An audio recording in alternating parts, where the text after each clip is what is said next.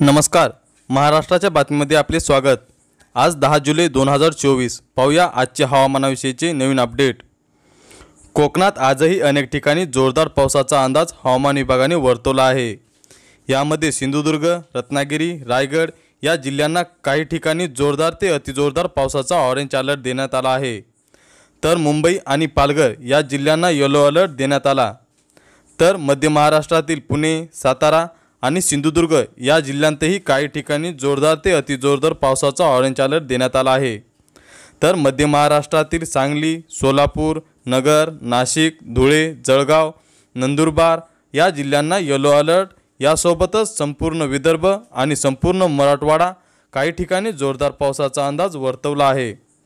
तर उद्या पावसाचा जोर काहीसा कमी होण्याचा अंदाज असून कोकणात, विदर्भात आणि महाराष्ट्रातील पुणे, सातारा आणि मराठवाड्यातील छत्रपती संभाजीनगर, जालना, परभणी, हिंगोली, नांदेड या जिल्ह्यांत काही ठिकाणी जोरदार पावसाचा येलो अलर्ट आहे।